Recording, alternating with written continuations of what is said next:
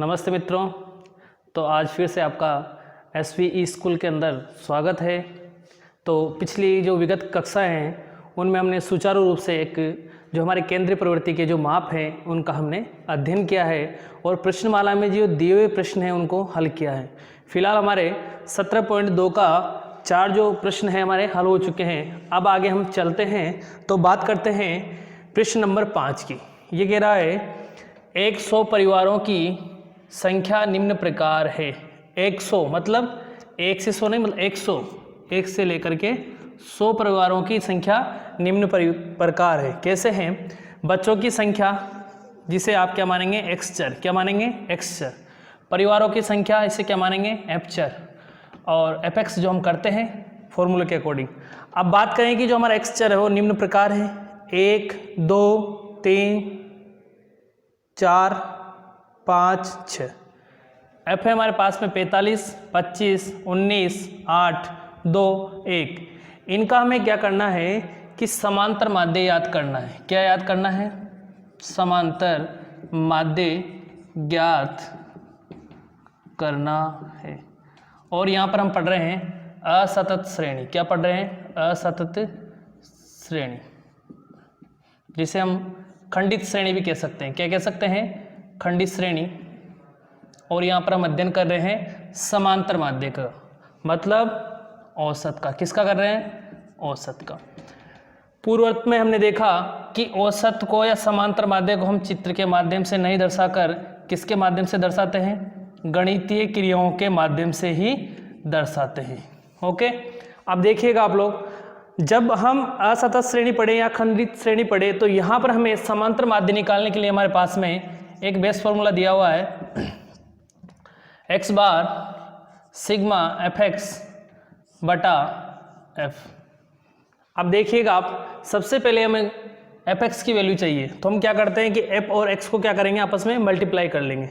1 को 45 से गुणा करते हैं, मल्टीप्लाई करते हैं तो कितना आएगा? 45। 2 को 25 से करते हैं तो 50। 3 को 19 से करते हैं तो 57। 4 को 8 से करते हैं तो 32। 5 को 2 से करते हैं तो 10। 6 को 1 से करते हैं तो 6। यस, अब हमें यहाँ पर क्या करना है? सिग्मा। सिग्मा का मतलब क्या होता है? योग। और किसका? एपेक्स का। एपेक्स का योग करेंगे तो देखिएगा आप लोग, 5 और 7 कितने होते हैं? 12। 12 और 2 14। 14 और 6 20। 20 का 0, यहाँ पर 2। 2 और 4 6। 6 और 5 11। 11 और 5 16। 16 और 3 19। 19 1 20। तो कितना हो गया कंप्लीट? 200 हो गया। ये क्या हो गया आपके पास में? सिग्मा एफ एक्स की वैल्यू हो गई। अब यहाँ पर हम इसको फॉर्मूले में रख सकते हैं, समांतर माध्य बराबर सिग्मा एफ एक्स की वैल्यू 200 बटे। अब एफ की वैल्यू निकालने के लिए हम लोग क्या करते हैं कि एफ जो बारंबारता हमें दी हुई है उसका क्या करते हैं? हम योग करते हैं, बारंबारता का योग करते हैं। तो यहाँ पर देखिए सिग्मा एफ मतलब योग करना है किसका? बारंबारता का। तो देखिएगा 5 5 10, 10 और 9 19, 19 और 8 27, 27 और 2 29, 29 और 1 30। ये 0, यहाँ पर 3, 3 और 4 7, 7 8 9 और 10 कितना हो गया? 100 हो गया। कितना हो गया? 100 हो गया। अब देखिए इसमें यहाँ पर हम वैल्यू रखते हैं 100। तो यहाँ पर देखिएगा आप, सामान्य रूप से ये तो ईजी है, बहुत आसान कट रहा है। और कितना आ गया? 2। यही हमारा क्या है? समांतर माध्य है। ये हमारा आंसर है। क्या प्रश्न दिया हुआ है? 100 मतलब 100 परिवारों की संख्या निम्न प्रकार है। यहाँ पर हम पुनः मैं आपको बता रहा हूँ असतत श्रेणी खंडित श्रेणी का अध्ययन कर रहे हैं, जिसमें आपको समांतर माध्य निकालना है या फिर यूँ कहें कि औसत ज्ञात करना है। और ये क्या है? गणितीय क्रिया है। देखिएगा बच्चों की संख्या किस प्रकार है? 1 2 3 4 5 6। परिवारों की संख्या किस प्रकार है? 45 25 19 8 2 और 1। यहाँ पर हम एफ एक्स की वैल्यू निकालने के लिए एक्स और एफ चर को आपस में क्या करते हैं? गुणा करते हैं। तो 45 50 57 32 10 और 6। इस प्रकार से हम सिग्मा एफ एक्स करते हैं तो यहाँ पर 200 आ जाता है, और सिग्मा एफ करते हैं तो 100 आ जाता है। और हमारे पास में समांतर माध्य सिग्मा एफ एक्स बटे एफ तो यहाँ पर समांतर माध्य निकलता है, 200 में 100 का भाग देते हैं तो 2 आंसर आ जाता है। अब देखिएगा आप इस प्रश्न को स्क्रीनशॉट ले लीजिएगा और अगला प्रश्न देखिएगा। प्रश्न नंबर 6 देखिएगा, जो प्रश्न नंबर 6 है आपका, उसमें दिया हुआ है एक कक्षा में छात्रों के भार निम्न सारणी में दिए गए हैं। अब करना क्या है यहाँ पर, वापस आपको वही करना है, क्या, समांतर माध्य ज्ञात करना है। देखिएगा, सबसे पहले तो किसी भी प्रश्न को हल करने से पहले आप एकेडमिक सिस्टम में एग्जाम दे रहे हो या कंपटीशन एग्जाम दे रहे हो, सबसे पहले आपको पेशेंस रखना पड़ता है, धैर्य रखना पड़ता है, यस, और एकाग्रचित्त होकर प्रश्न को हल करना पड़ता है, क्योंकि यहाँ पर कोई कला संस्कृति तो है नहीं, हिस्ट्री तो है नहीं जो मैं आपको हंसाऊंगा या रुलाऊंगा। ठीक है, एक समय होता है, लेकिन जो आपके मन मस्तिष्क में ऐसा होना चाहिए कि मैथ्स को पढ़ें तो थोड़ा सा आप एकाग्रचित्त होकर ही पढ़ें, क्योंकि यहाँ पर जो सामान्य क्रियाएं हम कर रहे हैं, लेकिन जो नेक्स्ट टाइम कोई भी बात करते हैं तो एक बेस है ये आपका गणित का, तो इसको आपको एकाग्रचित्त होकर करेंगे तभी क्या होगा, प्रश्न हल होंगे, नहीं तो त्रुटि होने के चांस बढ़ जाएंगे। तो एकाग्रचित्त होकर अपने प्रश्नों को हल करेंगे हम लोग। तो यहाँ पर देखिएगा x ये आपका x चर है, यहाँ पर f चर है। आप अपन को करना क्या है, आपस में वही जो पूर्ववत करते हैं, आपको fx निकालना है। दिया हुआ है एक कक्षा में छात्रों के भार निम्न सारणी दी गई है, इसके माध्यम से आपको क्या निकालना है, समांतर माध्य निकालना है। और सेकंड जो बात मैं हमेशा आपको बता रहा हूँ वो है कि आप समांतर माध्य का हो या फिर माध्यिका हो या बहुलक हो या अन्य कोई प्रश्नमाला हो, जहाँ भी आप प्रश्न को हल करेंगे तो वहाँ पर हमेशा हमेशा फॉर्मूले को, सूत्र को आप बार बार लिखेंगे। इससे क्या होगा कि आपके बिल्कुल जो जहन में वो चीज़ याद हो जाएगी और आप कभी उस चीज़ को भूलेंगे नहीं, क्योंकि यदि हम बार बार लिखेंगे नहीं तो चीज़ें हम भूल जाएंगे। तो सबसे अच्छा ये है कि आप इनको बार बार लिखें तो आपको याद हो जाएगा। देखिएगा 20 को 1 से गुणा करते हैं तो क्या हो गया, 20। यहाँ पर ये ध्यान रखेंगे कि छात्रों की संख्या और ये भार की ग्राफ, तो ये जो भार दिया हुआ है ये तो पर्टिकुलर भार है, विशेष आपको वेट दिया हुआ है केजी की ग्राम में, लेकिन आपको छात्रों की संख्या जो बारंबारता है, बारंबारता का मीन्स मैंने आपको समझाया था बार बार आना किसी संख्या का। जैसे एक कक्षा में 20 किलो के कितने छात्र हैं, एक ही छात्र हैं। फिर बात करें 21 किलो के कितने छात्र हैं, 2 छात्र हैं, तो टोटल कितना हो गया इन दोनों का मिला करें, 42 हो गया, 42 हो गया, कितना हो गया, 42 हो गया। फिर आगे देखते हैं कि यहाँ पर हमारे पास में जो 22 का है, 22 में कितना है, 6 विद्यार्थी हैं। अब इनको हम गुणा करते हैं 6 को, तो कितना आएगा, 12, 1, 12 और 13, कितना आ जाएगा, 132 आ जाएगा।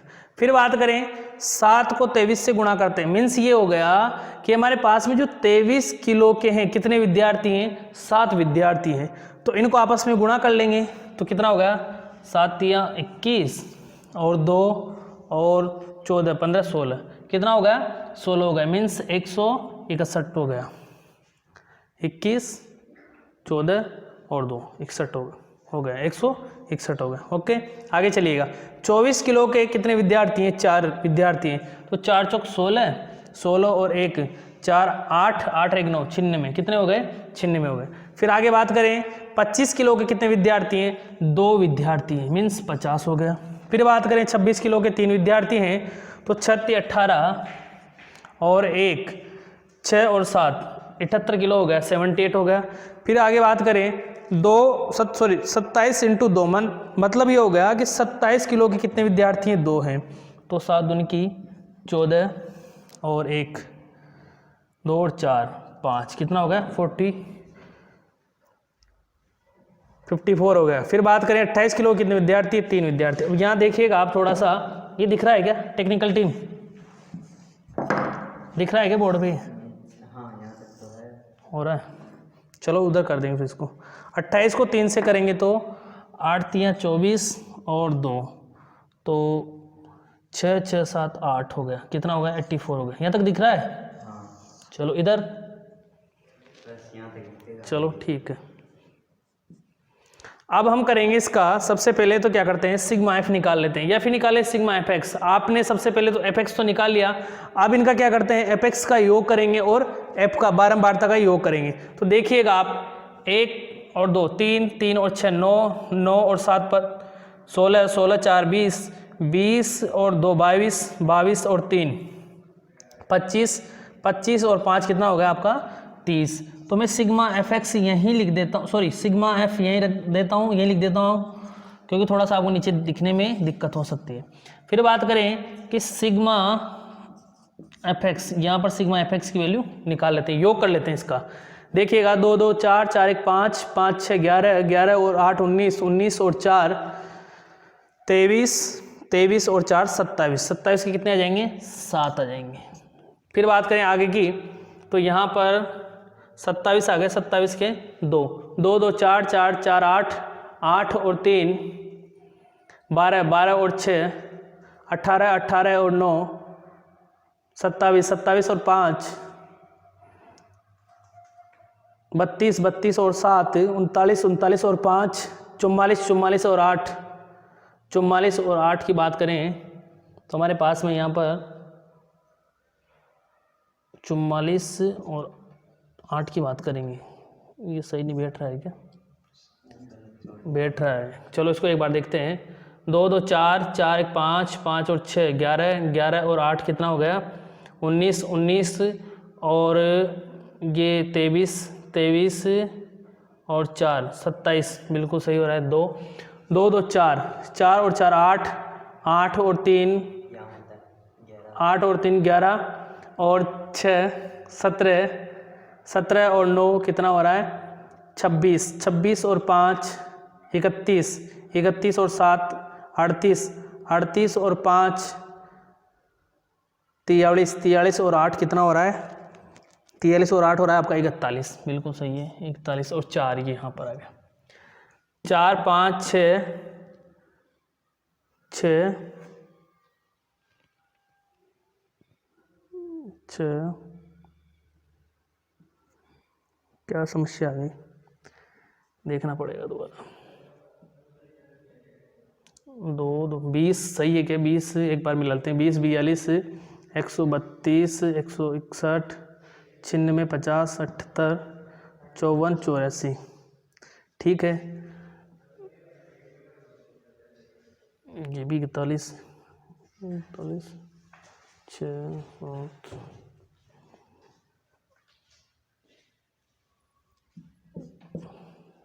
5 11 11 और 6 19 19 और 4 23 23 और 4 27 27 का 2 2 4 4 और 4 8 8 और 3 11 11 और 6 17 17 और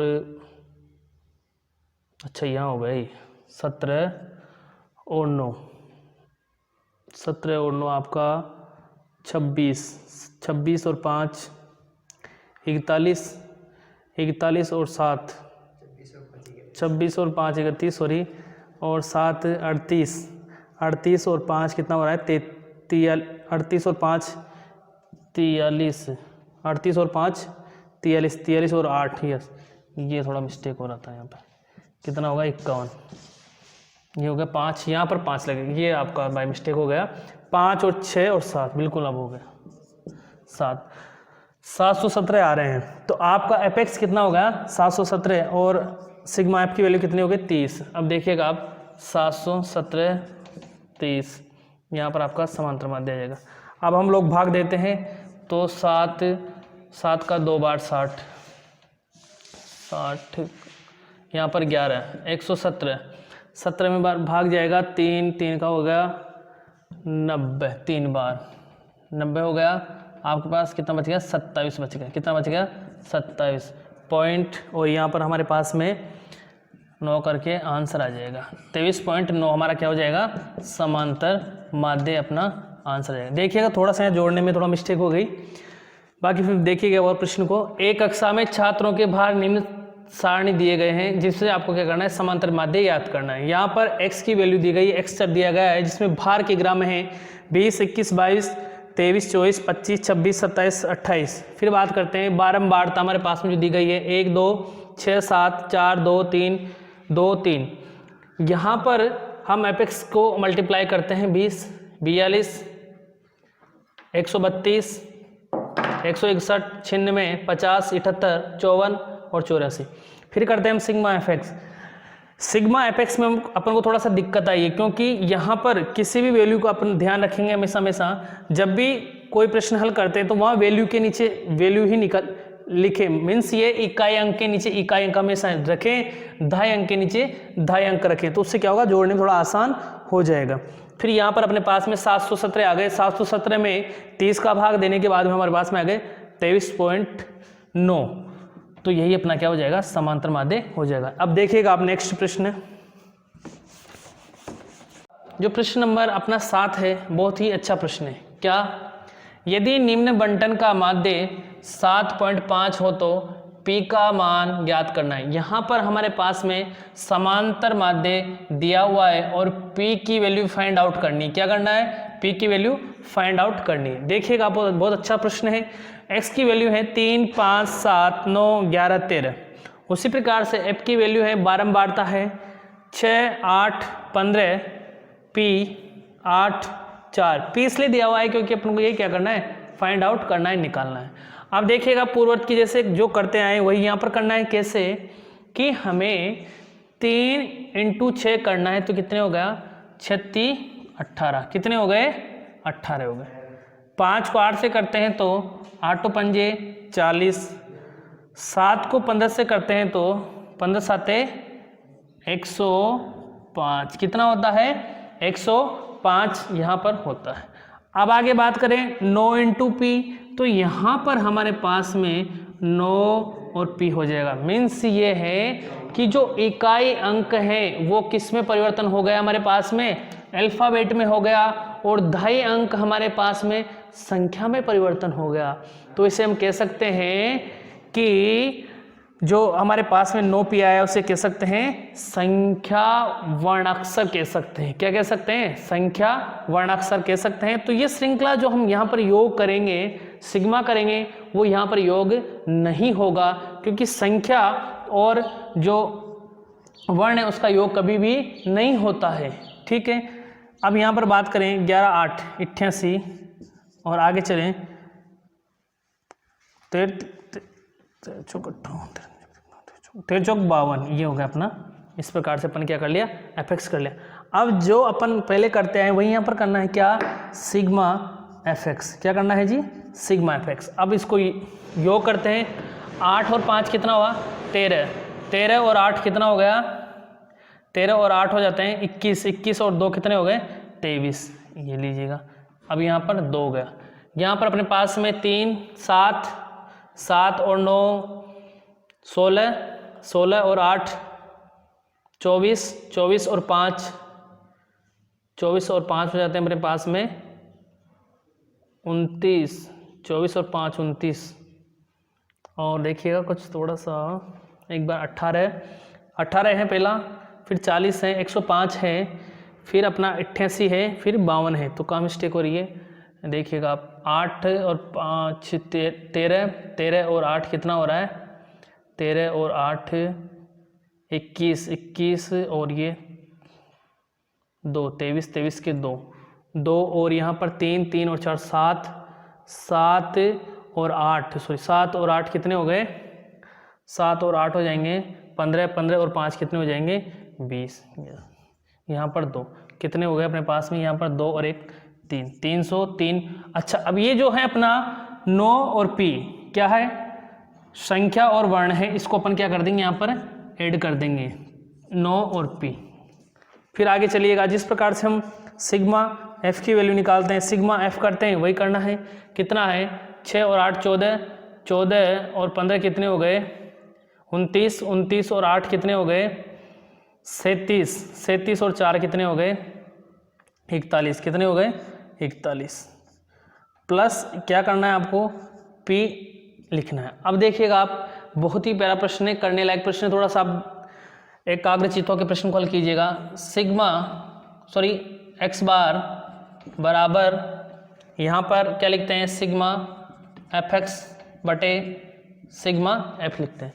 अब देखिएगा यहाँ पर जो समांतर माध्य है, x बार की वैल्यू हमारे पास में है, हमें फाइंड आउट नहीं करना है, ऑलरेडी दे रखा है। कितना है 7.5 बराबर सिग्मा एफ एक्स की वैल्यू कितनी है हमारे पास में 303 प्लस 9p।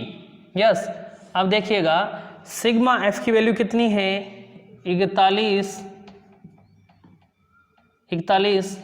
प्लस p दिया हुआ है। अब हम क्या करते हैं इसको कि जो यहाँ पर ये संख्याएं इस प्रकार से आ चुकी, अब यहाँ पर हमें क्या करना पड़ेगा, वज्र गुणा करना पड़ेगा। क्या करना पड़ेगा जी, वज्र गुणा करना पड़ेगा। इसके लिए अपन देखते हैं कि वज्र गुणा जो कर रहे हैं इसके लिए क्या करना पड़ेगा अपन को कि यहाँ से देखिएगा आप 7 को इससे करेंगे तो पहले क्या होता है कि 7.5 को 41 से अगर यदि हम गुणा करते हैं, मल्टीप्लाई करते हैं तो हमारे पास में 307.5 आ जाएगा प्लस 7.5p ये हमारे पास में आ जाएगा। अब नेक्स्ट बात करें हम, बराबर में 1 को गुणा करते हैं 303 से तो युवा का वही रहेगा 303 प्लस 1 से करते हैं तो 9p। ये चीज़ें मैं आपको सभी वीडियो में कहता हूँ लगभग कि जो यहाँ पर कुछ चीज़ें हैं ना, पॉइंट वगैरह की बातें हैं, वज्र गुणा करना है, p की वैल्यू यहाँ पर 9, ये चीज़ें मैं आपको थोड़ा एक्स्ट्रा वीडियो में डालूंगा क्योंकि ये अपन जो है ना यहाँ पर तो अपन सिलेबस के अकॉर्डिंग चलना है। कुछ एक्स्ट्रा जो चीज़ें हैं मैं आपको अदर वीडियो में डाल दूंगा, वहाँ पर आप इनको देख लीजिएगा। ओके, आगे चलिएगा। यहाँ पर हम क्या करते हैं कि यहाँ पर क्या करते हैं कि जो हमारे पास में अल्फ़ाबेट और जो संख्याएं दी हुई है उनको एक तरफ कर लेते हैं और जो संख्या उनको एक तरफ कर लेते हैं। अब देखिएगा यहाँ पर है अपने पास 307.5 बराबर में यहाँ पर है 303। अब आपको पहले से पता है चीज़ें कि जब हमारे पास में कोई भी संख्या बराबर से इधर आएगी, जो प्लस की संख्या किस में जाएगी, माइनस में हो जाती है। देखिएगा आप लोग 303, यहाँ पर हमारे पास में संख्या और वर्ण है, ये इधर चला जाएगा, कितना है 7.5 प्लस p था। अब यहाँ पर ये यहाँ है, ठीक है, इस चीज़ को देखिएगा आप लोग, सॉरी इसको, ये यहाँ पर कितना था 9p। अब यहाँ पर अपना 7p जो बराबर में इधर है, इसको कहाँ लेके आएंगे, दाईं ओर लेके आएंगे, तो जो चीज़ प्लस में यहाँ पर आके क्या हो जाएगी, माइनस में जाएगी, कितना हो जाएगा 7.5p। तो हमारे जो संख्या है वो एक तरफ हो गई और जो वर्ण संख्या है वो एक तरफ हो गई, दायां पाया पक्ष अपना बन चुका है। अब देखिएगा 307.5 में से 303 यदि हम मैं माइनस करता हूँ तो कितना आ जाएगा 4.5 बराबर यहाँ पर कितना आ जाएगा, 9 में से 7.5 जाते हैं तो कितना आ जाएगा 1.5 और p में से p तो एक p अपने पास में शेष बच जाएगी क्योंकि p अपने पास में क्या हो गया, कॉमन हो गया। देखिएगा अब आप आगे यहाँ पर 1.5 क्या बची है p और यहाँ पर क्या बचा है 4.5। अब यहाँ पर हमें p की वैल्यू फाइंड आउट करने के लिए p और यहाँ पर रखना पड़ेगा 4.5 और ये किस में चला जाएगा, भाग में चला जाएगा, कितना 1.5। अब यहाँ से हम पॉइंट से पॉइंट कैंसिल कर देते हैं तो 45 हो गया और नीचे कितना हो गया 15 हो गया, कितना हो गया 45/15। कितनी बार चला जाएगा 15×3 = 45 और यही क्या होगा अपना p की वैल्यू हो जाएगी कितनी 3। यही अपना क्या है आंसर है, यही p की वैल्यू है। अब इस चीज़ को अपन यहाँ सॉर्ट आउट करके देख सकते हैं कि ये जो p है यहाँ पर 3 की वैल्यू रख कर भी अपन देख सकते हैं और यहाँ पर जो है इसको इससे मल्टीप्लाई करेंगे तो अपने पास में आ जाएगा 9×3 = 27 करके इनको प्लस करके और इनको भी प्लस करके इसमें इसका भाग देते हैं तो आंसर वही आएगा, कितना 7.5। एक बार देखिएगा पुनः क्योंकि थोड़ा सा प्रश्न है उलझा हुआ है, तो देखिएगा करने में बहुत आसान है लेकिन थोड़ा सा उलझा हुआ लग रहा है तो आप देख लीजिएगा एक बार। यदि निम्न बंटन का माध्य 7.5 हो तो p का मान ज्ञात कीजिएगा। अब देखिएगा x p f x की वैल्यू है 3 5 7 9 11 13, f की वैल्यू 6 8 15, p 8 4, fx है 18 40 105।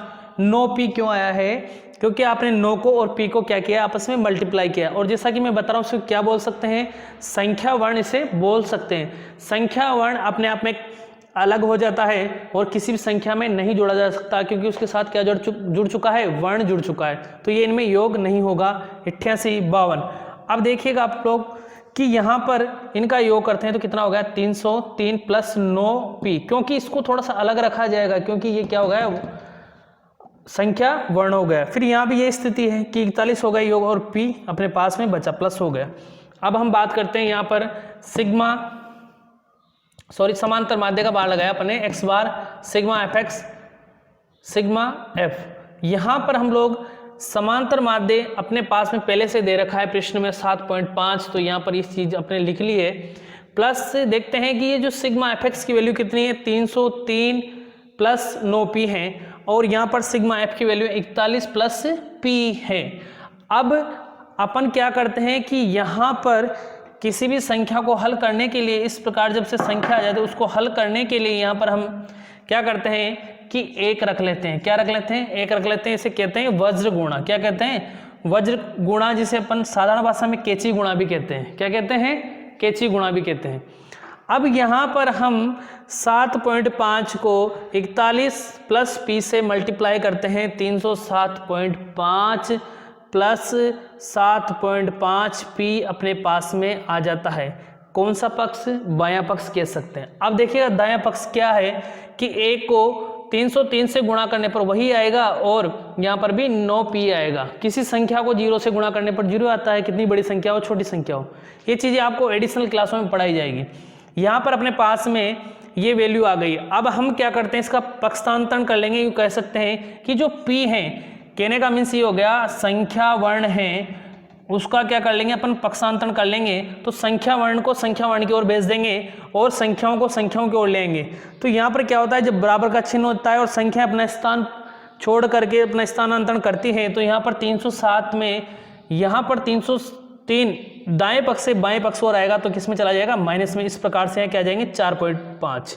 अब यहाँ पर वर्ण और संख्या 9.9p यहाँ पर ऑलरेडी है दाएं पक्ष में, और 7.p बाएं पक्ष से दाएं पक्ष की ओर आ रही है, तो हमें क्या कर लेंगे, माइनस कर लेंगे। किसको? 7.5 को, क्योंकि यहाँ पर किसका था प्लस का, यहाँ पर क्या हो जाएगा, माइनस हो जाएगा।